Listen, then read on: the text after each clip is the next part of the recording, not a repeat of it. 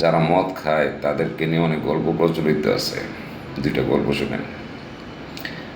কক্সবাজারে শুটিং করতেছি, দুপুরের দিকে বৃষ্টি নামলো, শুটিংয়ের হইল না, কিছুক্ষণ অপেক্ষা করে সবাই হোটেল রুমে আড্ডা দিতেছি।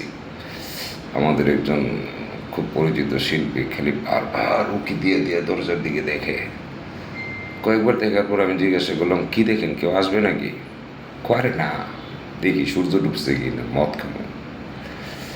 আরে কি কর, মদ খেতে ইচ্ছে হলে খেয়াল হয় না কোনি, কারে না, তুমি বুঝবা না, সূর্য না ডুবলে মদ খাওয়া যায় না।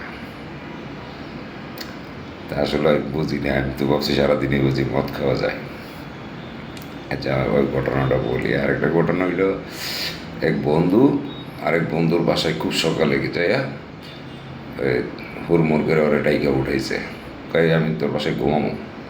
সারা রাত ঘুমাইতে পারি নেই, সারা রাত কলিং বেল চাপছি, তোর ওই মানে বউ দরজা করে নাই। তো বন্ধু দিছে দুইটা চটকানা। শালার পুত, তুই বিয়ে করছিস কোন সময়, তোর বউ দরজা খুলবো? বেশি মদ খাইছিস না? কহালি তাই তো, 3টা 4টা পর্যন্ত মদ খাইয়া বিয়ে যে করিনি, এটি তো ভুলে গেছি। এই যে চাবি আমার পকেটে, ঠিক আছে যাই বাসায় গিয়ে ঘুমাই। এই হলো মদ করের গল্প।